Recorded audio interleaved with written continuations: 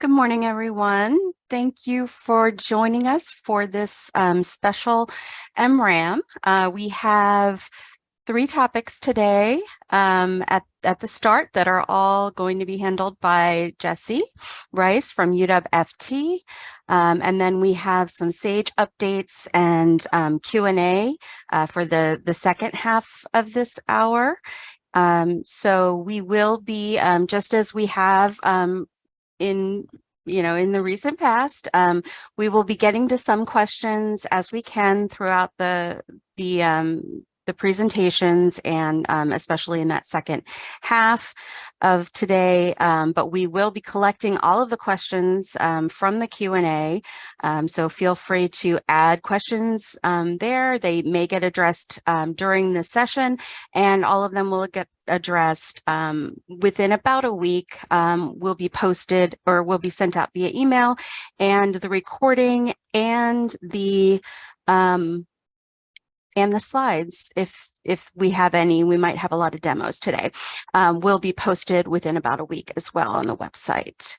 So we have a lot to talk about, so I'm going to turn it over to Jesse. Thanks, Amanda. Hey, I'm Jesse Rice. I work on the finance transformation team and in the ISC. And so today we're going to cover a couple topics. So we're trying to cover some topics that have been coming up in the Connect tickets, whether they be to GCA or they come up to us in the ISC.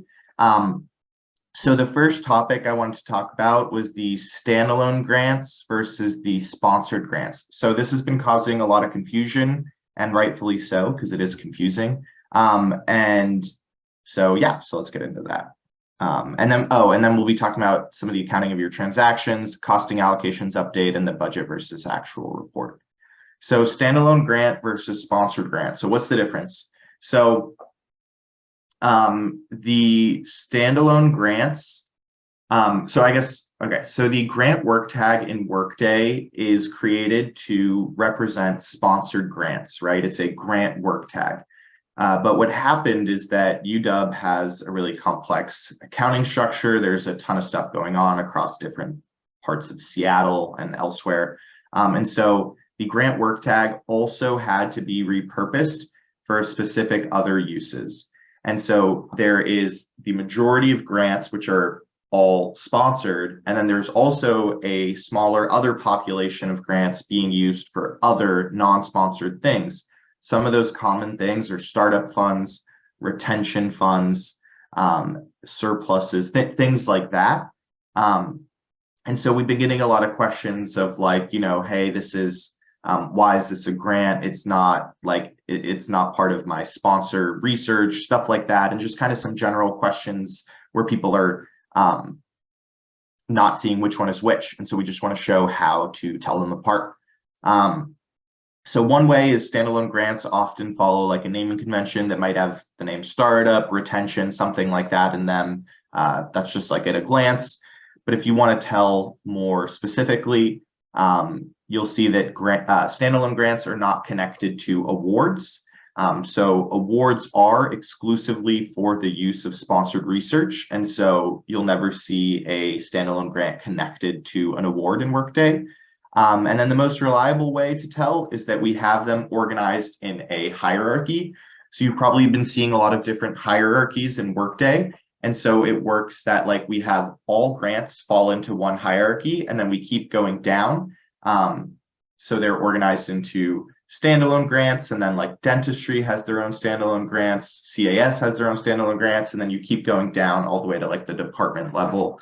And same thing with sponsored grants. We have them split up, like there's a cost share grant hierarchy, there's just regular grants with awards, things like that. So I'm going to show two examples real quick. Let me pull up these two grants I was just referencing in Workday. So let's look at this sponsored grant first. So if I look at the sponsored grant, when I was saying that it would be related to an award, it's this usages section here where it has the 1, if you click on that, often I'll be searching for things by, maybe you're searching by a legacy number or by your grant number, and you'll wonder like how to get to the award. So if you click on the usages here, you can see that it's linked to this award. And so then you can click on this award and you'd be able to go to that link, versus the standalone grant won't have this. And I'll show the standalone grant after. And the hierarchy I was talking about, it's in this included in section. So you see that there's the security hierarchy, which we've talked about at previous MRAMs, which is how we're organizing which grant managers are assigned to which grant. But then there's the financial hierarchy here. And so there's also conveniently, the hierarchies have levels, right? Like at level 1 is the all grants, and then you keep going down. So you can see that this one is housed at level 3 under sponsored grants. So that's already a clue that, okay, this is a sponsored grant. But if I go into the hierarchy, I see that this is part of the grants with awards financial hierarchy. And so under that, there's cost share, like I was mentioning, and there's a few other things like royalty research fund, advanced spend, that's for awards that are in advance, etc. And so that's how you'd be able to tell, okay, this is definitely a sponsored grant. It's linked to an award. It's part of this grants with awards hierarchy. So if I go to the standalone grant,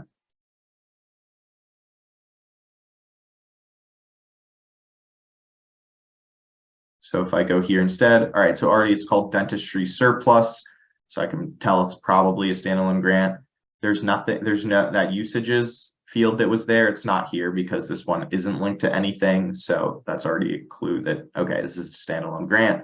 And now looking at, they also use security hierarchy to organize like the grant managers associated with them. But the financial hierarchy here, I see it's all the way down at level 6 under dentistry dean surplus. So if I click on this, I can keep going up the hierarchy by navigating to the parent field here.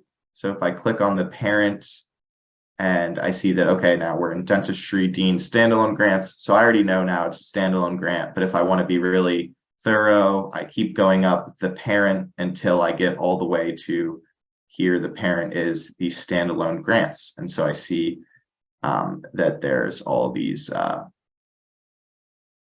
hierarchies under, we're still technically in the School of Dentistry standalone grants, but if I go one level higher to the standalone grants, now we're in the standalone grants financial hierarchy. And I can see that, like I said, there's like College of Arts and Sciences standalone grants, College of Built Environment standalone grants, etc. And so that's how you can tell that that's going on. So if you want to, well, I have the slide deck pulled up, so I could just keep sharing from here. And I'm going to go back into Workday anyways. So, okay. So now that we've covered that, we're going to move on to talking about viewing some of the accounting of your transactions.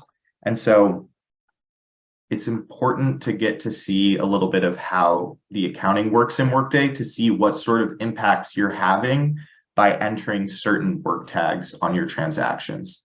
So I'm pulling up a random supplier invoice that's been generated in Workday. This is a real supplier invoice. It looks like it's already been paid. It's in status approved. So this was a supplier invoice dated back on July 20th.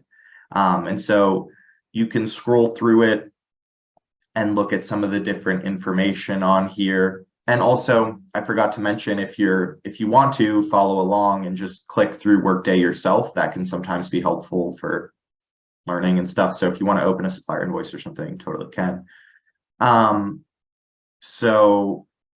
There's also the invoice lines with some of the different line items on this invoice. I won't go through all of them, but basically what I want to show here is to how to look at the actual journals that get created from your supplier invoice.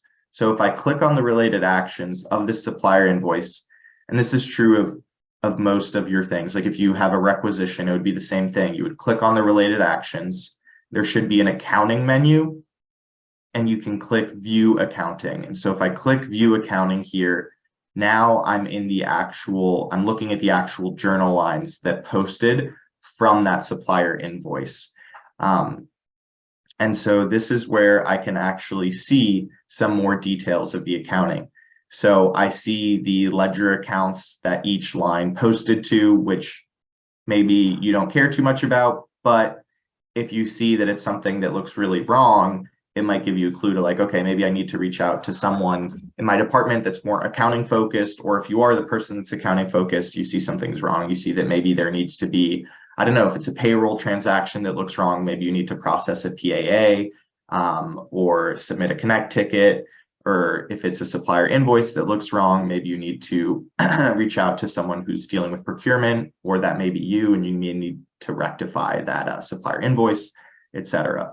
So here is where I can really see all of the work tags that hit the journal line. So like all of the work tags you entered, either directly or indirectly by entering something in the system, pulling in something else. So this is really where you get to see that. So one example of that would be, so you entered probably a grant on your supplier invoice and it pulled in a cost center that's associated with it. It pulled in a resource, pulled in some other things. So for instance, I think the spend category on the invoice was lab supplies. And so that automatically pulled in this object class of 13 supplies and materials. And so this has a downstream impact. Like if you pull up your budget versus actual report, this spend is going to show up in the object class 13 supplies and materials. Another way that it has an impact downstream is that there's folks doing financial reporting for the university, and they're going to see that this transaction was part of a federal pass-through grant resource. And so when they're reporting on all of our money that went through a sponsor to the federal government, they're going to pull in this transaction in their cumulative totals of what went out. And so that's why it's kind of like these work tags that you're entering, and they have a big impact downstream in all of the reporting. And, you know, that's why there's like a lot of things going on stressing the importance of like the different work tags that are entered. There are some also that are sometimes less impactful, some that we're using just for reporting purposes. So for instance, like maybe an activity work tag isn't used for accounting, but it's used for being able to do reporting on later. Okay, so another way to Jesse, before we move on, yeah. there is one question that we might want to address now. Is there a way any report can be used to view these journals categorized as created by sponsor or supplier invoices, customer invoices, etc., without having to pull up each journal individually by going in the transaction? Yeah, so I'm going to get into the budget versus actual, which would be maybe one of the best ways to do that. Or what I'm going to share now is the Find Journal Lines report. And this is the more accounting-y version, I would say, of the BVA. It's the Find Journal Lines allows you to look at all of the journal lines that have posted to your specific grant. So let me pull that up. So I'm actually going to pull that up for the grant that was hit by this supplier invoice. So this grant right here.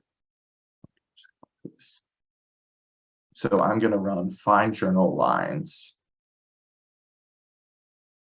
And so here's one of the like tips and tricks too, that generally when I'm if I'm looking for something and I don't know if it's in UW 1861 or School of Medicine, generally I like to put the University of Washington Academy. So I type in Academy. It's not these other ones, it's specifically Security University of Washington Academy Security COH3.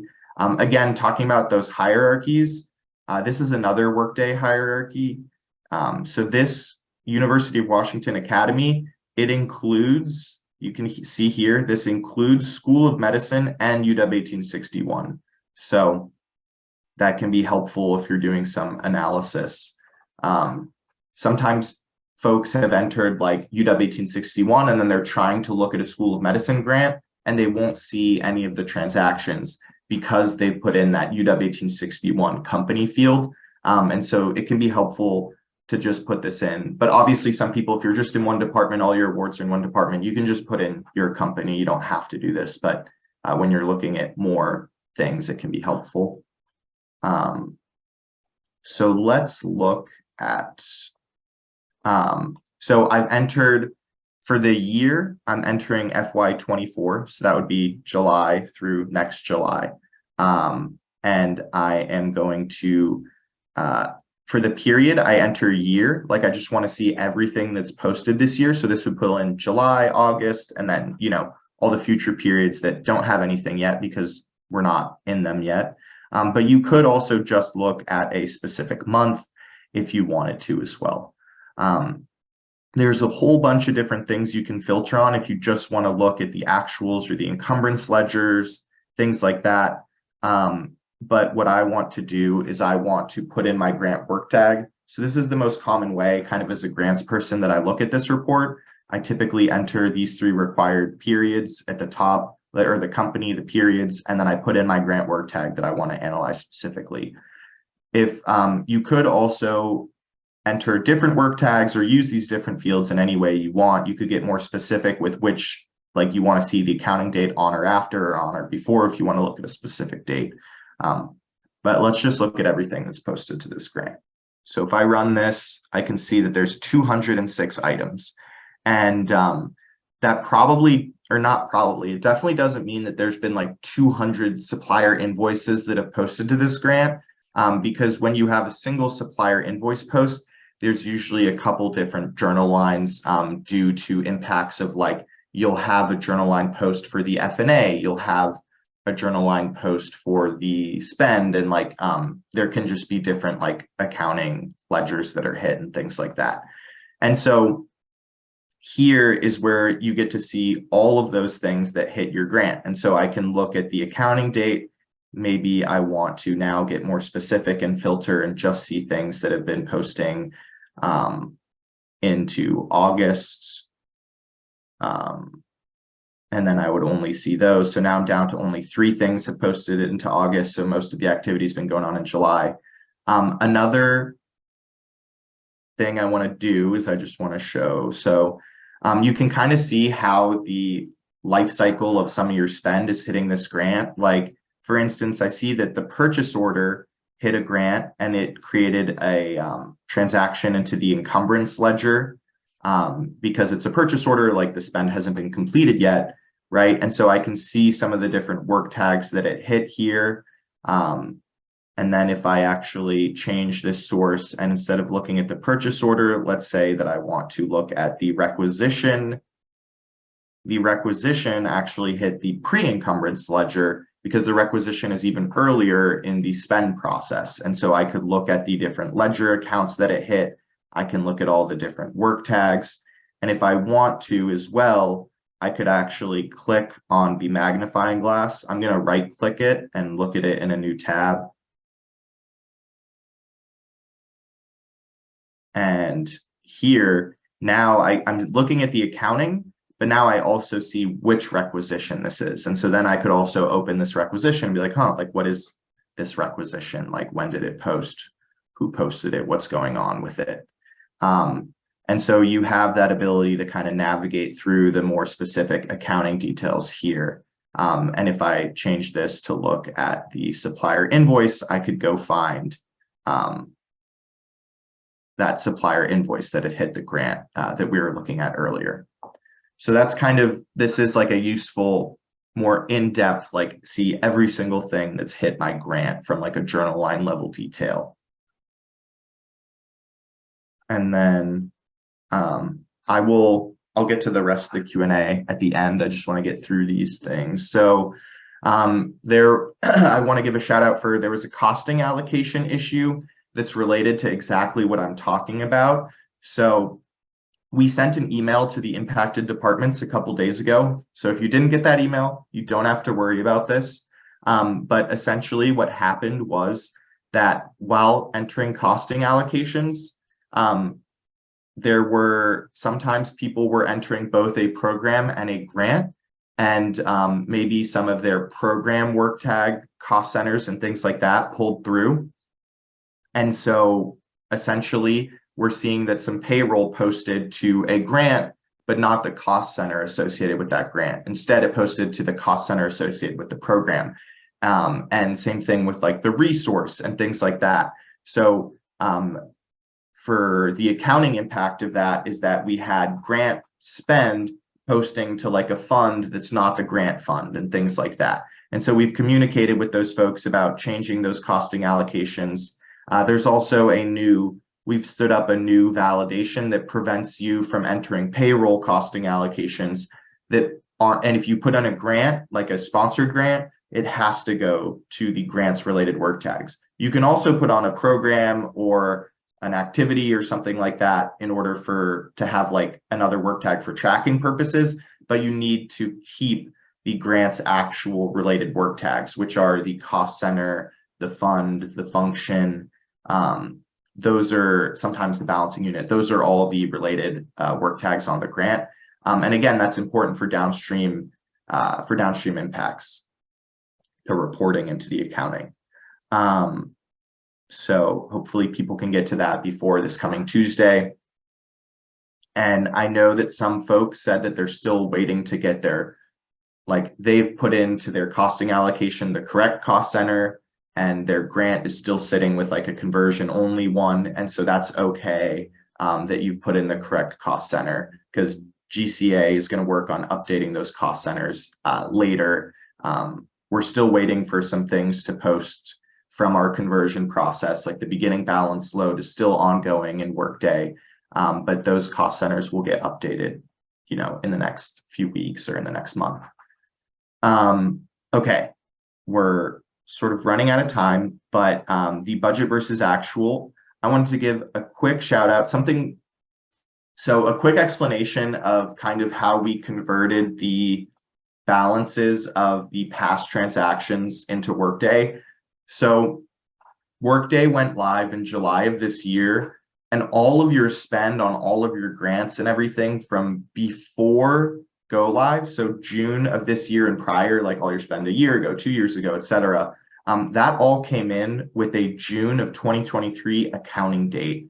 And it came in as a lot of it came in as lump sums. And so if you want to look at like very specific transactions on your grants from a year ago or something, you're best served by probably going into the legacy financial system and looking at that transaction there. You're still going to see like the total amount of spend and everything that's come in, and it's also has an object class on it and stuff in Workday, but it's all has that June 30th of 2023 accounting date. And so when you're running your budget versus actual, we notice that sometimes if your award ended back in like February of this year, and you're trying to enter the end date as February of 23, it'll pull in nothing for spend because all of the spend posted to Workday in June of this year.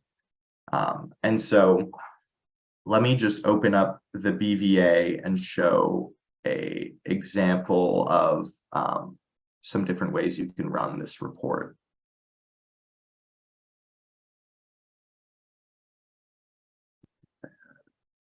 Okay.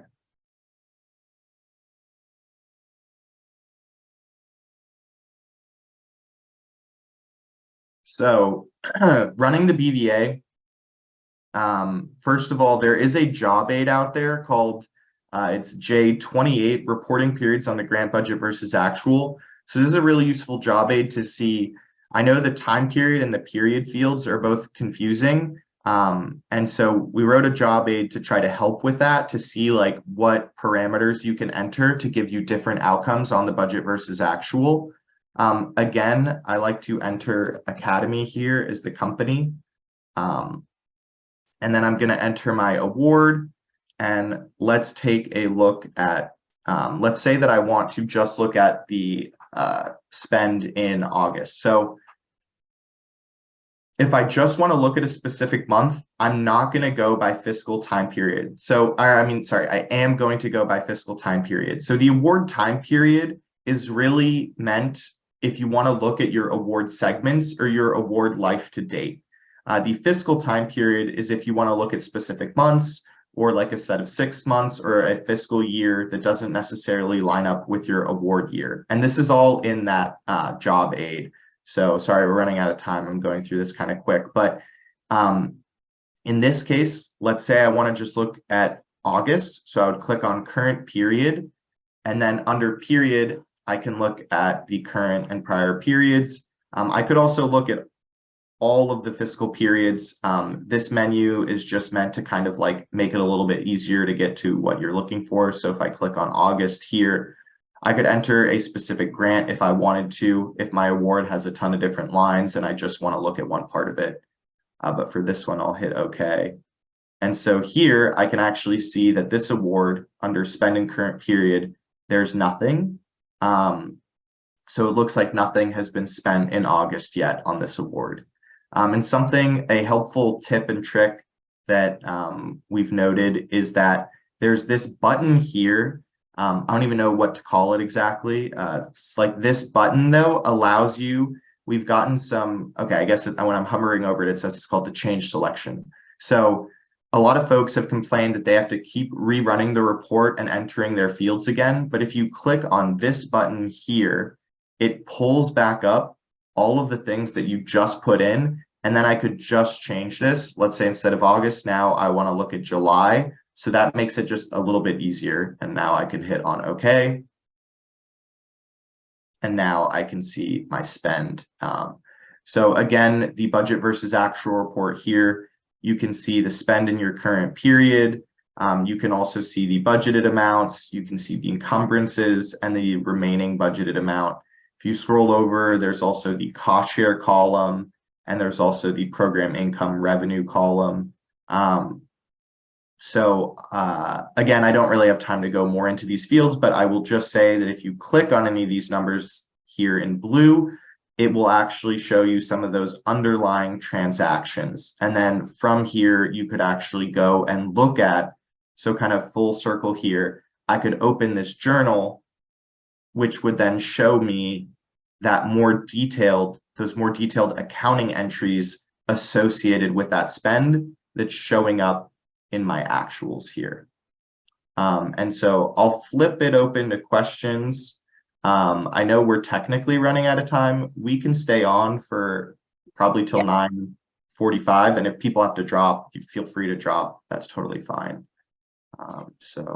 Yeah, I was going to say we have time for you to hit the Q&A. So the first question was, what is the tag tax one source? So I assume that that is referring back to the supplier invoice we were looking at. And I am not sure. I don't have it back up, but that would be, let's see if it's also on the requisition or if it would just be on the supplier invoice.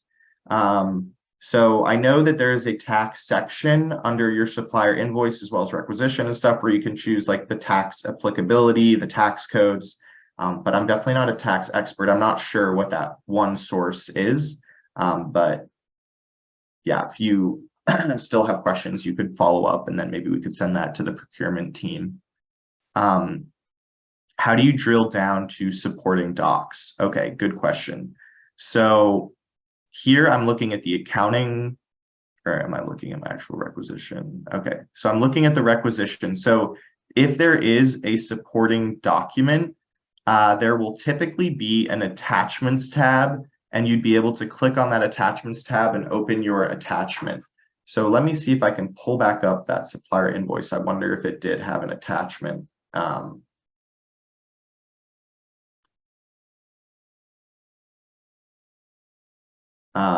You know what, that would take some time. We'll see at the end if I have time for that, but really it's just if you pull up your business object, whether it be a supplier invoice, a requisition, whatever it is, and then usually you would see an attachments tab down here and you would be able to click on that. Okay. Can someone provide a list of items and the order of those items that will hit on our budgets for each purchase, i.e. requisition, PO, supplier invoice? Yeah, so I would submit a UW Connect ticket for that question. That would be a question for the procurement team. I know I talked a lot about procurement items today, and I'm not sure. I was just kind of using those as examples for things that hit the grants. But yeah. Okay, just a comment. I think Stepanka was answering some questions. What expense report do we use for standalone grants? Yeah, so there's a separate like budget versus actual for other things at the university that aren't our sponsored grants. And I don't know the answer to that question because the standalone grants are managed by the accounting team. And so unless Nicole and Stepanka, do you know what we would use for that? If not, I would say to submit a Connect ticket asking, or it should go to your shared environment first. And then if they're unable to answer, it would go to the accounting team. Yeah, I believe there are other non-grant with award specific budget versus actual reports. Yes. It's just the grant one has a different plan structure, so we need a different budget versus actual for that. The regular non-award related grant is using financial plan structure, so it's going to be in all the other budget versus actual reports. Yeah, you should be able to search by the terms budget versus actual, and there's a variety of options. I think one of the popular one is the R1306. I've heard people use the standard budget versus actual, but yeah. Standard budget versus actual month over month. Okay, this is, and so also like, I guess I'll say here, you see that there's this standard budget versus actual report month over month R1306.4. So a lot of these like ones that have a point something at the end, there's sub reports, meaning they look at this bigger report and they just show you a certain section of it. The reason these are in the system is because some people have specific use cases for those. So the one Stepanka is referring to is this one here, the standard budget versus actuals. And I'm not going to pull it up because I've never run it before because it doesn't have to do with our sponsored grants. So I don't want to like misspeak about that, but it's here. Can you share some background as to why School of Medicine and UW Academy were split into two companies?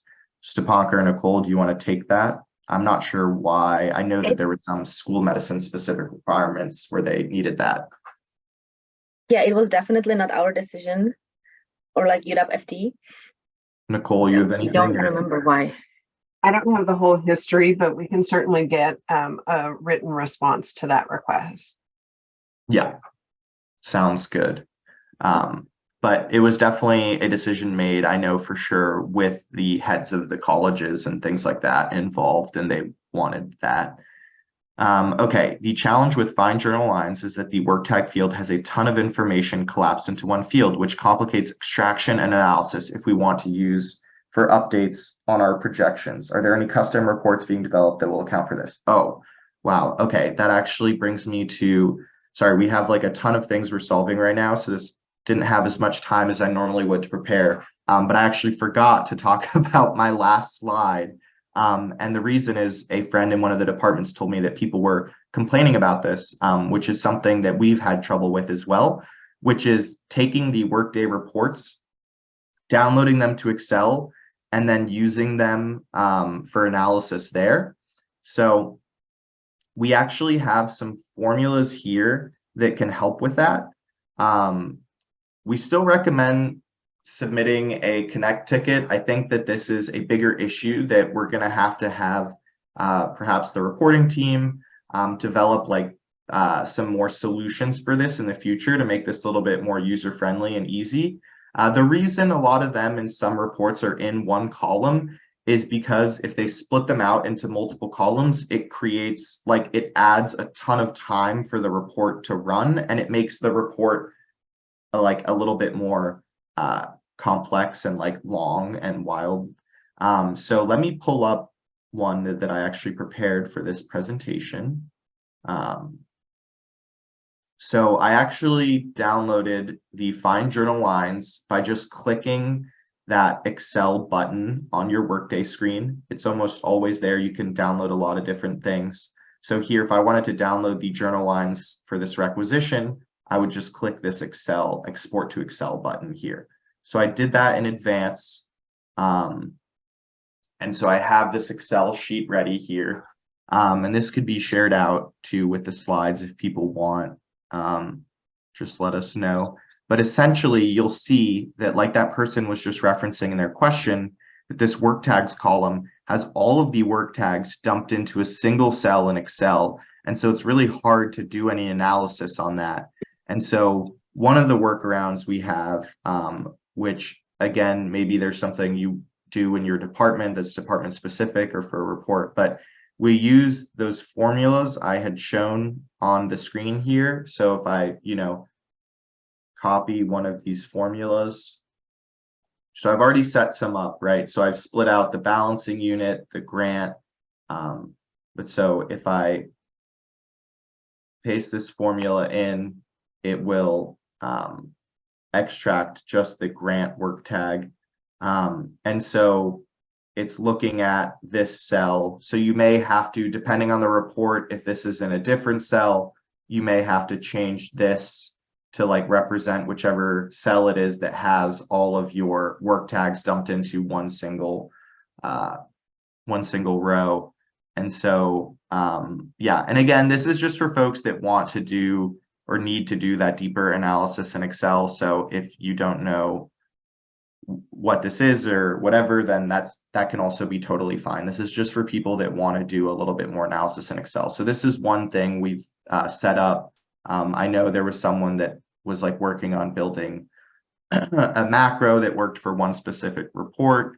But again, these are pretty quick and easy to use, but it is definitely a bit inconvenient. And so that could be something that I think is going to have some future work done for it. So that covers that piece. If you still have the grant budget versus actual open that has actual salary charges, there was a question about how to navigate, like drill down to the employee level detail. I answered it, but I would like to, if you could like show it, that's pretty, just work. Yeah, there we go. There, this is the worker level detail. Worker, employee. Okay, so yeah, here you can see the worker. Also, it shows employee's work tag. You can see the journal status posted, and you can see the accounting date. So this is like 7/15. So posted as part of the 7/1 to 7/15 payroll. And then these down here, 7/31. So you know that it's the 7/15 or 7/16 to 7/31 payroll. In situations for payroll where UWFT conversion jumbled cost centers, our department's expected to create journal to correct those after the FDM is corrected. So yes, so we're still working on doing some analysis on those and then sending out a communication on how we're going to want to fix those. So that's something that we have on our radar that we're going to be looking at. And it may be via some PAAs, or there may have to be some journals, but I would hold off on that activity for now. That's something that we're definitely going to be following up on. How can we do transfers on grants for items that posted in June 2023 or before if just the balances have come over? Yeah, so the transfers on grants for items that posted before June 2023, I'd recommend submitting a Connect ticket, and those situations are going to be kind of dealt with on an individual basis. Moving things that are part of the frozen legacy system are kind of complicated. And ideally, obviously in reality, like it's a grant and you have to have the spend on there appropriately. So there are going to be some of these transfers. We're hoping that folks were able to lock some of those down before. But yeah, I would submit a Connect ticket and that will get worked on individually. When I open these reports inside of Workdays and Excel, then I get stuck in that screen. How do I get out of it? It's the button to the right of the Excel one. I'm not sure. That's like more of a IT issue. Yeah, I would try to maybe get someone else in your department to help out. Maybe just refresh Workday and yeah. As of yesterday, the second paycheck has not been shown for July, and then it's just cut off mid-sentence. So, when does July close? July is closed already. So you may want to submit a Connect ticket with more specific details. And if you do submit a Connect ticket for something, please make sure to include, like if you're asking a question about a requisition or a specific employee, include their name or include the requisition number, include like as many details as you can. It helps so we don't have to email you back and ask for those after you've already submitted your ticket. I don't have access to open up the individual journal entries with the R123-1234 report. Is there a particular security access role required for that besides grant manager? So typically, for reports, especially like this, the grant financial analyst report, the grant financial analyst role is a good role to have. And so I had shown in a previous MRAM how you can check your own security. So I would go check that and see if you have the grant financial analyst role and if it's specific to a certain security hierarchy or if it's company-wide. And I would maybe, if you don't have that role, I would ask whoever in your department is in charge of submitting security role requests to ask for that role for you, because it's probably that you don't have that role or you don't have it at a high enough level. Might the different taxes represent state versus city or county? Again, not really sure, but I know that obviously there's like city tax, state tax, but I can't really speak to how those show up and how to like analyze those. On the budget versus actual report, is there a way to open all of the rows at once so you can see everything at the same time rather than drilling down for each object class one at a time? Yeah, so if I click here on expand, it'll show all of the ones. It doesn't show ones that haven't had any spend or budget post to them. So you can see here that it looks like this award only has supplies, materials, tuition, and then personnel and fringe benefits. So if you just click on this drop down button, it'll open up all of the different object classes other than, O1 personnel, pre-doc and post-doc salaries and fringe benefits, which are automatically always showing up as their own columns. And then don't forget down here about the F&A and third-party cost share, which live down here below the line. But drilling down here isn't really needed. It just pulls in kind of the same thing. This is just due to the reporting, the way the reports are written in Workday. In situations for payroll where UW-FT conversion, we already answered that. Still finding the time period confusing now that we are into August. How do we look at LTD through July only? Okay, so if I click on this, I could do the fiscal time period.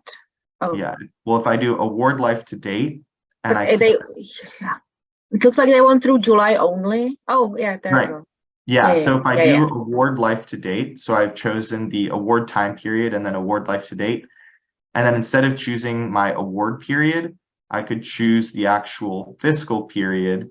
So I'm going to choose July, and now it's going to pull in all my award life to date through July. So it wouldn't show any August expenditures now. It would show everything through July. So if I click on this, you'll see a bunch of these 6/29 and maybe some 6/30 accounting dates. These are all your legacy transactions that, like I said, they posted into June. And I know we're coming up on 9:45. I mean, I still have. We can still go. Oris has said that we can have a really short section on stage or defer it.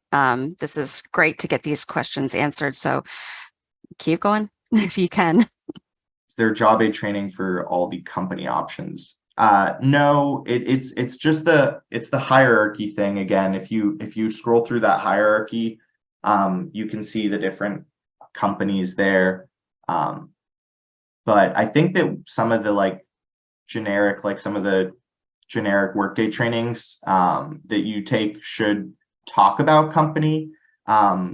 It's important for folks here at MRAM to know that there's UW 1861, there's the School of Medicine, and then for grants and awards, there's really just Harborview also has its own company, HMC.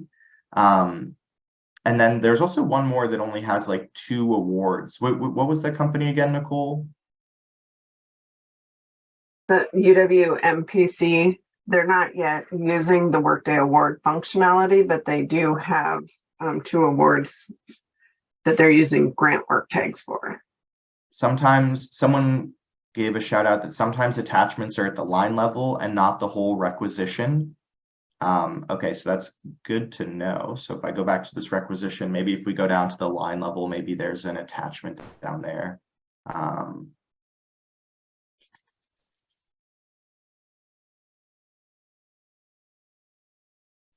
see.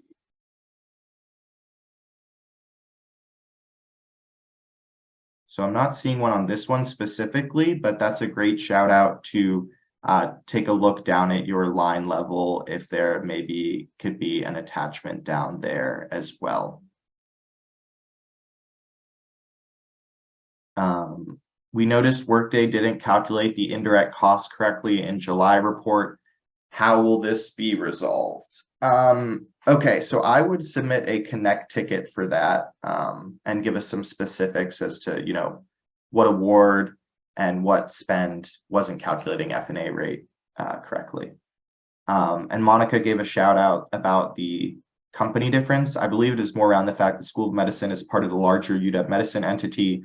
So there's a goal to have UW-M options for reporting in the future. Thanks, Monica. Give some context. Okay, someone said, I have a grant financial analyst role, view only. In other words, I learned about R1306, but I can't pull it, although my security role allows it, just FYI. So that's good to know. I'm not sure. I know the grant financial analyst role lets you look at R1234, like the grant budget versus actual, but again, I'm not really sure what that R1306, I'm not sure what security that's locked to. So I would definitely recommend, again, like sounds like you've already done, but submitting a ticket to ask why you don't have access to that. Because again, I'm not sure what security roles, I just know for the grants, like for the grant budget versus actual and stuff like that. But for those other reports, I'm not sure which specific roles give which specific views of those. For the Fine Journals report, the Excel download actually dropped most of the work tags in the work tags field and only retained balancing unit. Yeah, so again, like depending on how it does it, like if you're saying that it retained a balancing unit as its own column, then you already have that, but otherwise, you know, you have to do this, these formulas to kind of split things out.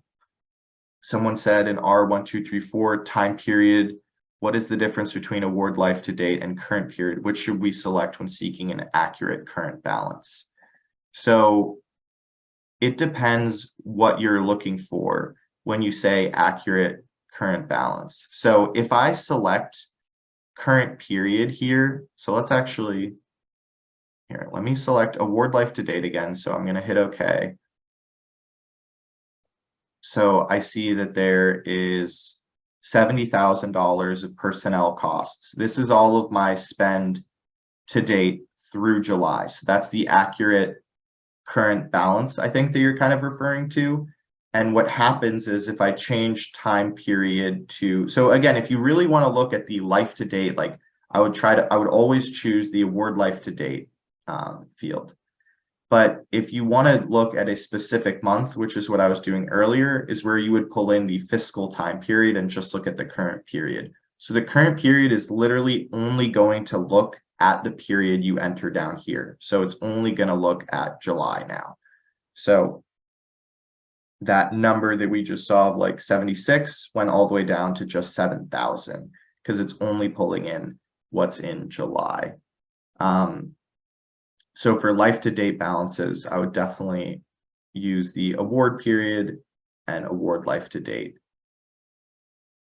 And again, I would maybe use a fiscal period here, because sometimes if you do just choose the award period, it goes through the award period's end date.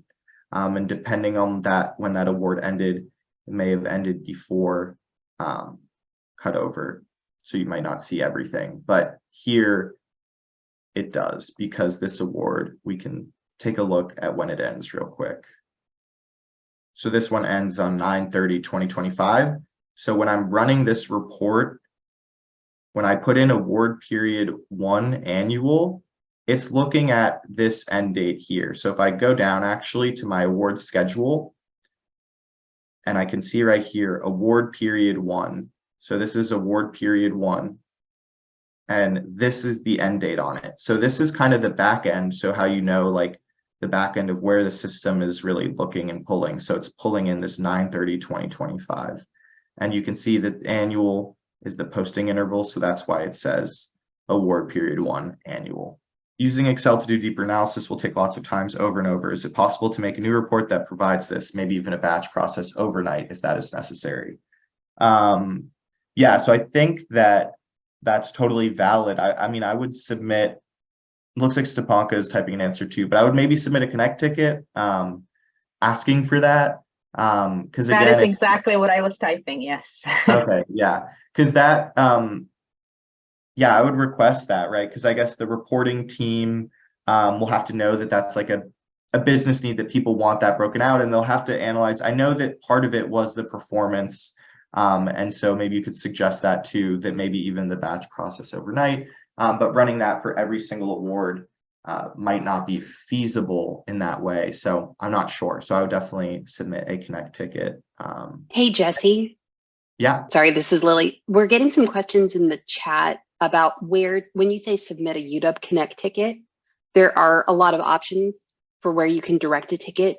Where should people be sending them specifically? Yeah, so great question. So if you have a question about like the report, I don't know what the exact options are at the user level, but there should be something where you could indicate that it's reporting related, or even if you can put that into one of the open text fields. But I would put, if it's a question specifically about one of the reports and maybe some of the fields or the functionality, I would submit it to the reporting team. If it's a question about a grant or an award or like the F&A, things like that, that should definitely come to us in the grants team. And if it's about a standalone grant, importantly, I would put like the team in finance transformation is called Record to Report, but it might also be called the accounting team or something like that. A lot of these tickets will go through your shared environment before they get rerouted to FT.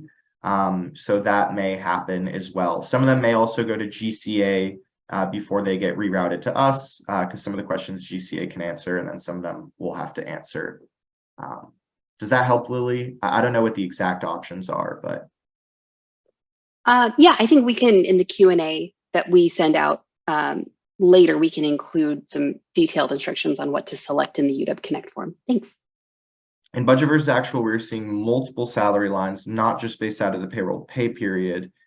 Any idea why that is? It used to be 2 lines, 1 for each payroll period, but now I see 4 to 5 lines, and I'm not sure how to parse it. Stepanka or Nicole, do either of you know what that's maybe referring to? I'm not sure. No, I was just thinking maybe that, if you're seeing the converted data from June, because if you have one person who just got paid one like reg pay twice in that month, you should just still see those 2 lines. It depends on exactly what, you know, maybe there's like different earn type codes or pay components. So yeah. Yeah. And if you're seeing actuals and encumbrances too, potentially, to get That's a good shout. yeah.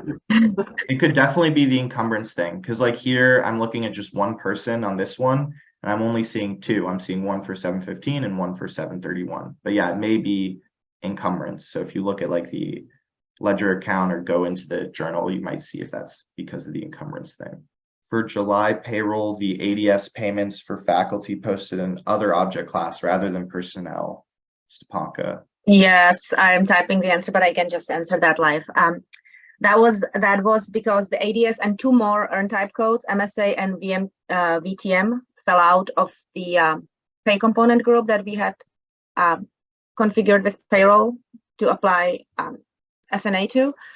It was corrected, so August payroll will be correct, and we are working with the ISC team on processing payroll accounting adjustment that will not move the payroll anywhere. It will just move it from the same grant to the same grant, but not once we process the PAA, system will data mine for the object class correctly this time. So it will be in salaries and wages and will calculate F&A correctly.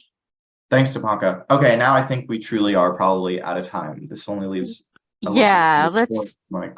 thank you so much. I think that those demos and getting through as many questions as we could, I think hopefully that was really helpful for folks. And I'm going to turn it over to Kim.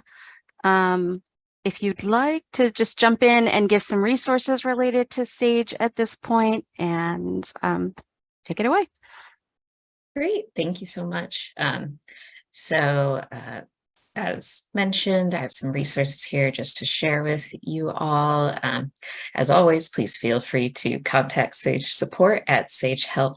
Contact Sage Support at Sage Help, or you can also call and request a callback if you prefer to talk through the problem live.